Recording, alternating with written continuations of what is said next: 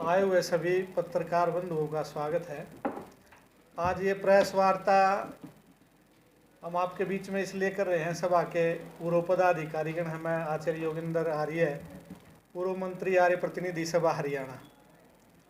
आपको पहले भी मैं एक जानकारी दे दूं कि 8/8/2023 को एक मुकदमा दर्ज, जो आर्य प्रतिनिधि सभा के प्रधान हैं राधा कृष्ण, सेठ राधा कृष्ण अपने आप को बोलते हैं, प्रॉपर्टी डीलर है।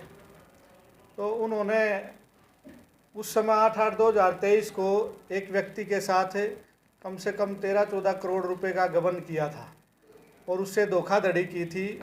और उस समय भी उस व्यक्ति ने ये नाम लिया था कि हम आचार्य देवव्रत के नाम से यहाँ काम करते हैं, उनके नाम से ज़मीन खरीदते हैं और उन्हीं के नाम से यहाँ सब कुछ गुरुकुल आदि बनाने का कार्य करते हैं। तो उनका नाम लेकर के उसने ठगाबगी की थी। तो बीच बचाव करने के लिए आचार्य देवव्रत जी ने भी फ़ोन किए और उन्होंने कहा मेरा इसमें कोई योगदान नहीं है, और वो समझौता उसने उनसे इतने पैसे दे करके कर लिया था। अब आज एक नया जो मामला आपके बीच में आया है, वो नया मामला ये आया है कि 10/6/2024 को एक मामला दर्ज हुआ, तितरम में FIR दर्ज हुई। FIR नंबर है 115। इस FIR में दर्ज हुआ कि सेठ राधा कृष्ण और एक महिला है मोनिका और एक सुनील नाम का लड़का है, इन्होंने मिलकर के एक जींद के व्यक्ति से धोखाधड़ी का मामला किया है। और उस धोखाधड़ी के मामले में ये जो जींद निवासी है, इसके साथ ही इन्होंने लगभग करोड़ों रुपए, 6,85,00,000 रुपए का धोखाधड़ी का मामला किया है। इसको कहा है कि भाई हम आपको ज़मीन इतने रुपए की दे देंगे और इस ज़मीन आपके नाम करा देंगे, परंतु ज़मीन भी नहीं दी, कोई नाम नहीं हुआ। और उसने फिर FIR दर्ज करी और FIR दर्ज होकर के इसमें भी उन्होंने आचार्य देवव्रत का नाम लिया कि हम उनके नाम से काम करते हैं। परंतु जब थाना अधिकारी ने वहाँ गुजरात राज्यपाल आचार्य देवव्रत से संपर्क किया, बात पूछी, तो उन्होंने स्पष्ट मना कर दिया कि मेरा इसमें कोई रोल नहीं है, कोई योगदान नहीं है। ये व्यक्ति धोखाधड़ी का कार्य अपने स्तर पर करता है, इसका स्वभाव बन चुका है लोगों को ठगने का।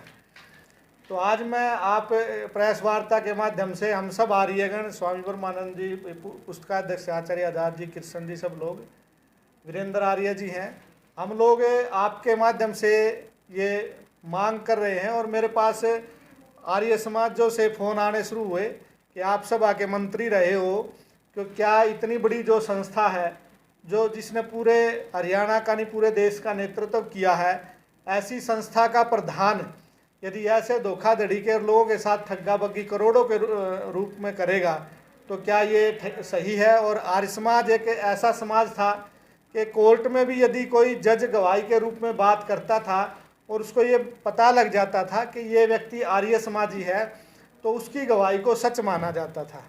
तो आज उस इतनी बड़ी संस्था आर्य प्रतिनिधि सभा हरियाणा का जो प्रधान है, सेठ राधा कृष्ण प्रॉपर्टी डीलर, वो यदि इतने बड़े बड़े गबन बार बार आदतन करने लगा है, तो सभी आर्य समाज और उन आर्य समाजों के प्रतिनिधित्व के तौर के नाते हम लोग ये मांग करते हैं कि सेठ राधा कृष्ण के अंदर यदि थोड़ा सा भी आर्य तो है, वैसे आर्य नहीं है वो, क्योंकि आर्य व्यक्ति किसी के साथ झूठ, छल, कपट, धोखाधड़ी नहीं करता है। तो यदि उसके अंदर थोड़ा सा भी आर्य तो है, तो समय में ही जा करके सभा में अपने प्रधान पद से इस्तीफा दे, ताकि इस आर्य प्रतिनिधि सभा का कार्य सुचारू रूप से चल सके। तो पीड़ित जो आदमी आपने बताया जिसके पैसे वो सामने आया आप लोगों के द्वारा? हाँ जी, वो सामने भी आया है और मैं आपके बीच में ये FIR की कॉपी लेकर के आया हूँ और उसने ये FIR दर्ज कराई है। और उसका कहना भी है कि भाई ये जो हुआ है मेरे साथ, उन्होंने गलत किया है।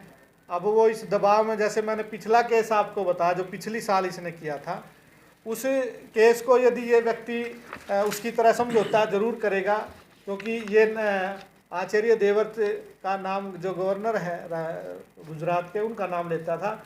अब उन्होंने मना कर दिया है, वहाँ से थाने से भी पूछताछ हुई, तो अब इसके ऊपर दबाव पड़ेगा, तो ये निश्चित रूप से कोई समझौते के जो भी करेगा। परंतु आप ये देखें कि कितने बड़े पद पर बैठकर एक आदमी सरेआम धोखाधड़ी करता करोड़ों के रूप में, तो वो बहुत गलत है। और आर्य समाज जैसी संस्था के ऊपर बैठ करके, तो इसकी पूरे हरियाणा के आर्य समाज इसकी निंदा कर रहे हैं और इसके इस्तीफे की मांग कर रहे हैं।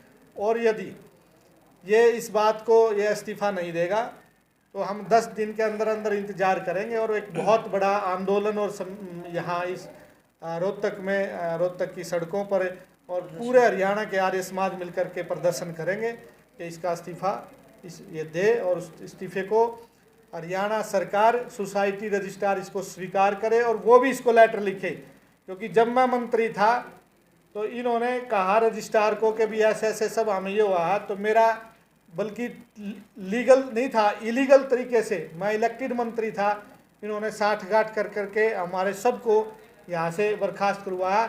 आज तो ये जो सभा प्रधान है वो स्पष्ट रूप से गबन के काम कर रहा है।